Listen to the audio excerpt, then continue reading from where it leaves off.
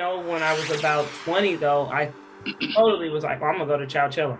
I was like, I'm gonna go to Chowchilla. I'm gonna do 2 years, and I'm gonna get out. And bitch, I'm thinking. Wow. And then now I sit back and I look like, bitch, what the fuck was you thinking? Right. But I was committed, and right.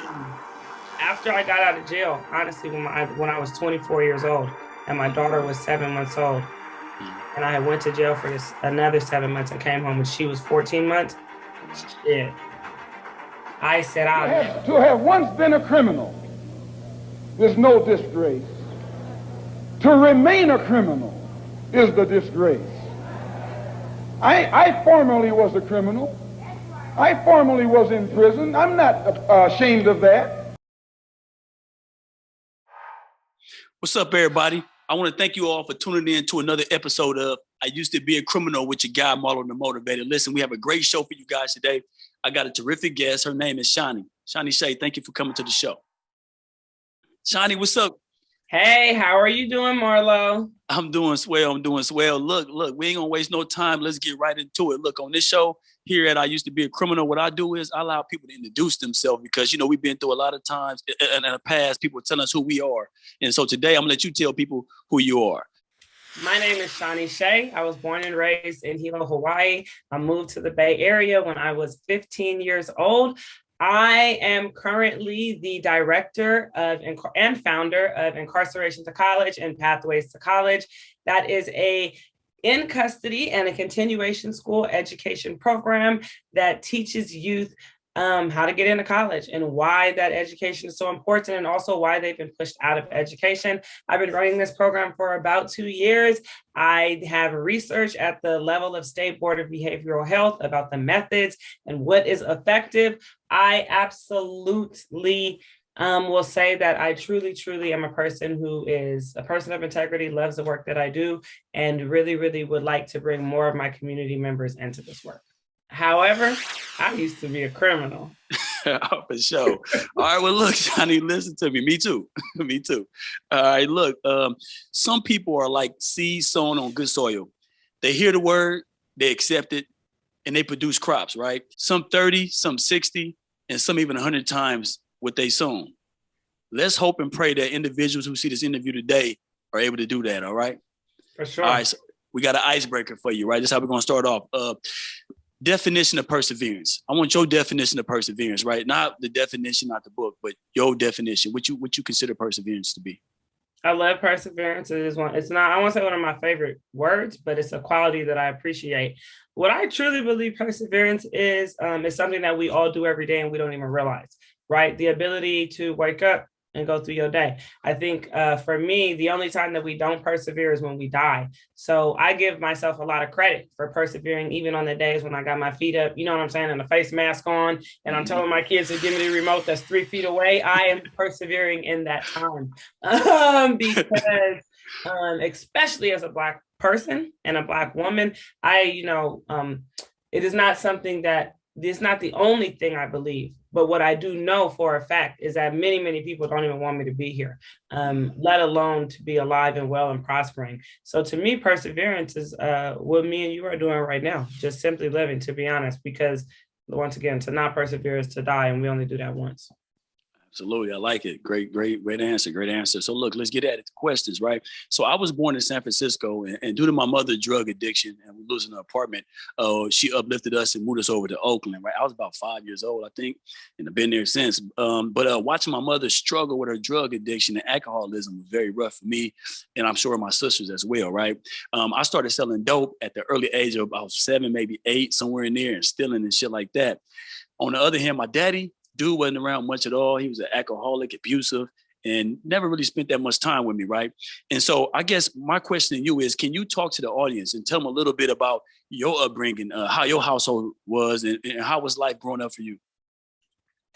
Okay. Yes, of course. So I grew up in Hawaii, and honestly, I grew up poor. But in Hawaii, it's a lot different.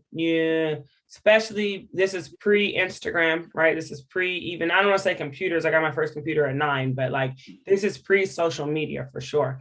And, I didn't even know what a Mercedes-Benz was. I didn't know what a rim was. I didn't know what Gucci was until I moved to the Bay Area.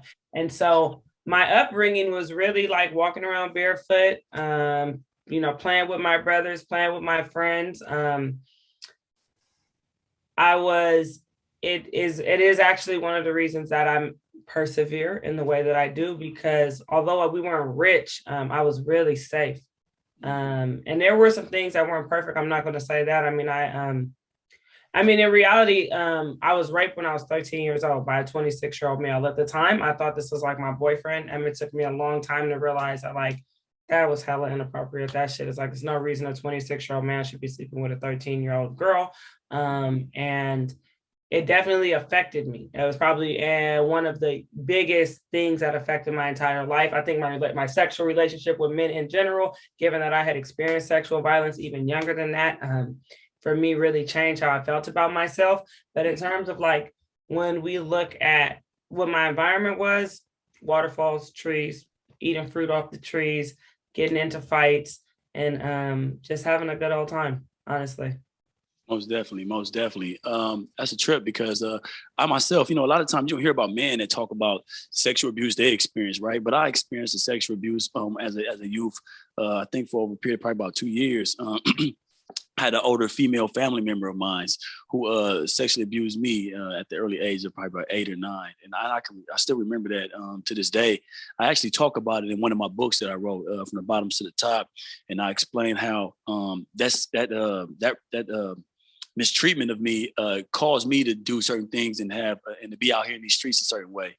And it's something I, had to struggle with for a while to realize that, look, man, don't treat women, like they just a tool or something. You have to really respect them and love them. But for a while, that should stick with you for a while. So I understand what you're talking about there. I'm not making no excuses for the errors that I made, right?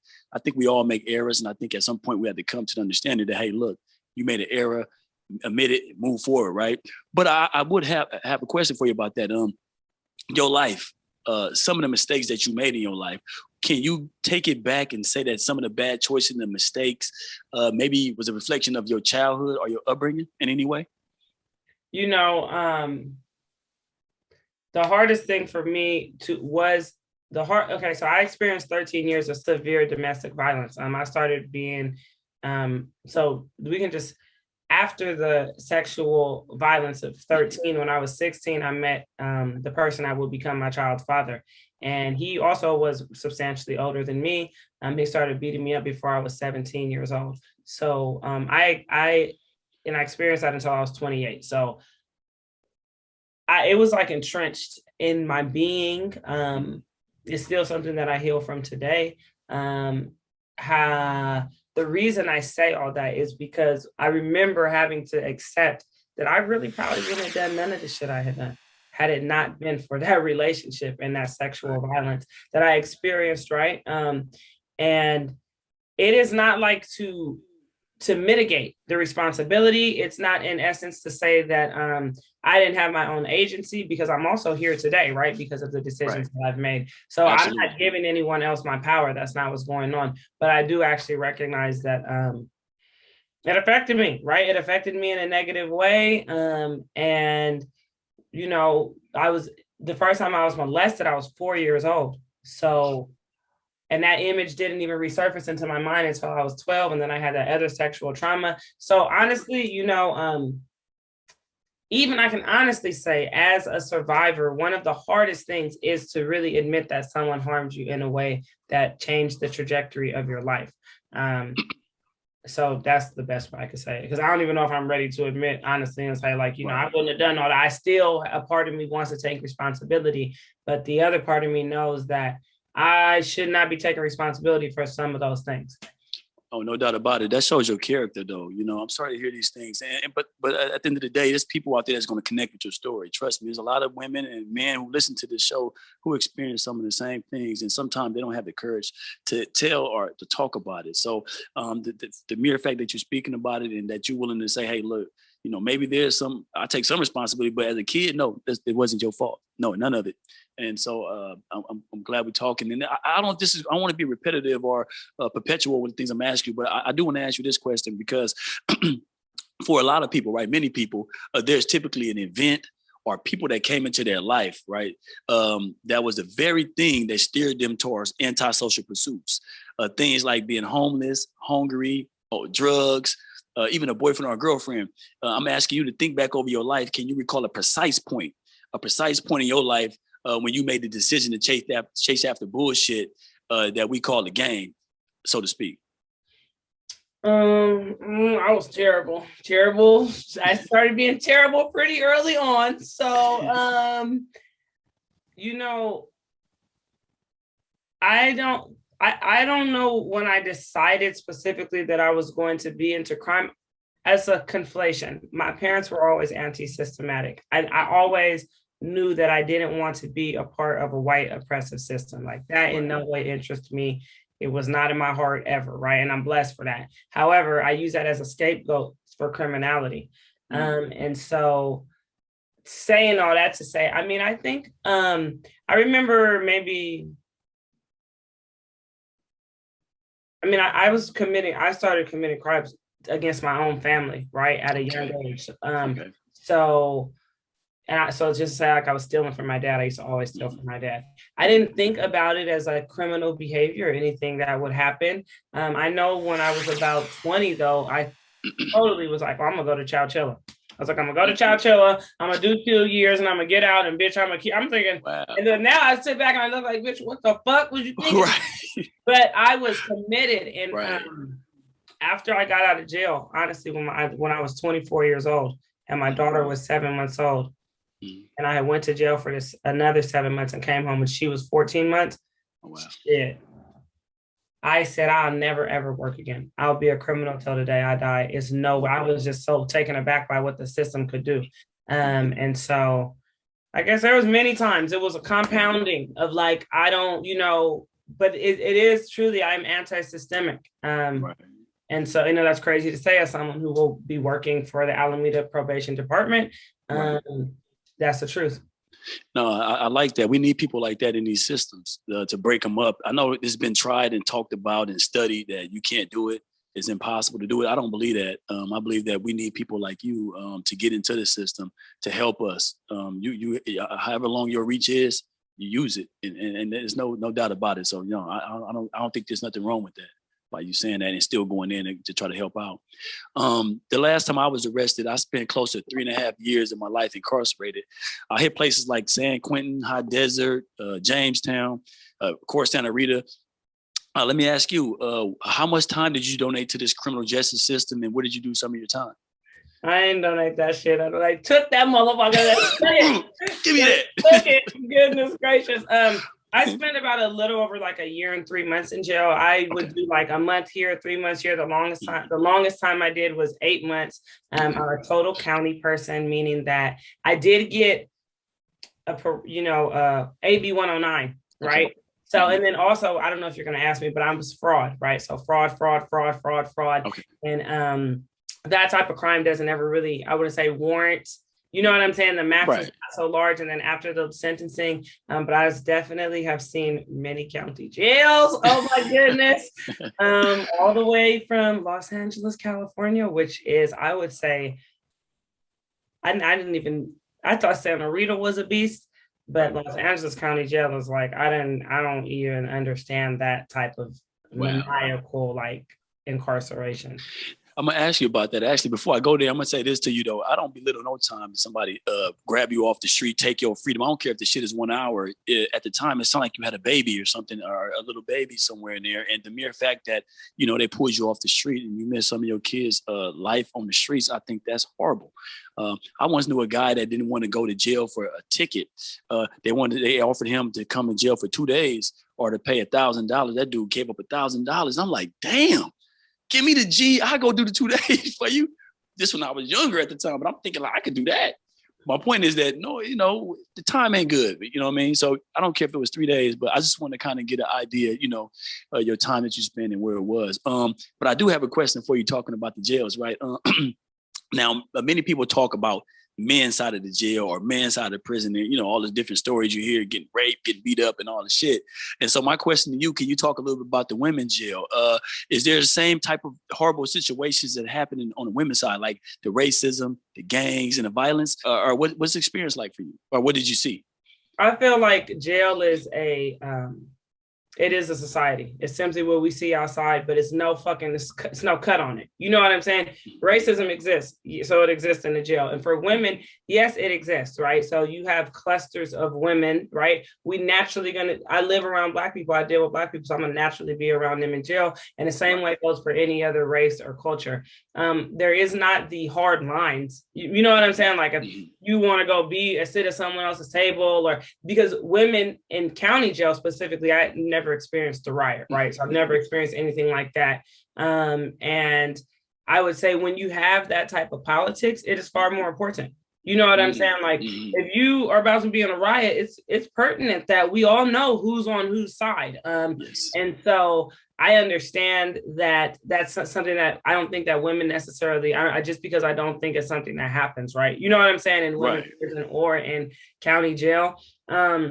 You know, a nice thing about women's being in jail with women that I don't know, but I would think it's different than men's, is women tend to be a little more open with expressing their emotion. However, there's more of a desire to like spend your time on emotional BS. So a lot of like relationships, even if it's not a sexual relationship, a friendship relationship that takes women away from focusing on what's really going on. There's also a different relationship with loss of children. So men, although they miss their kids, society doesn't treat men the same way that they treat women. So when a woman goes to jail, everyone says, how dare you? How would you leave your child? There's something wrong with you, right?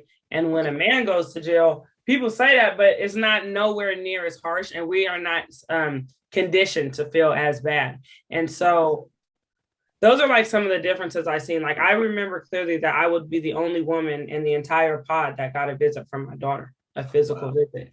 And they said the men had so many visits that they had to turn people away, right? So it's this idea of like, you're going to jail as a woman, I'm not going to bring the child up there. But then the woman being outside when the man is in jail, and also people wanting for there to be this romanticized male-child connection, that, you know, they're willing to go that extra mile, right? And so that's what I recognize. And I recognize, honestly, that females jail, in my opinion, like deteriorates females. It's one of the worst places to have a woman.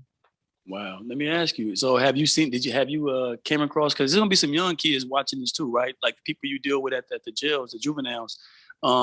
And sometimes, you know, I would say even for adults as well, but a lot of times kids seem to think that it's cool to go to jail and, oh, I'm going in there, this shit ain't about nothing. Coming back home, everybody going to be thinking I'm fly, all this weird shit. And so my question to you is, have you seen any violence take place in there, or any fights, or any close calls, anything like that?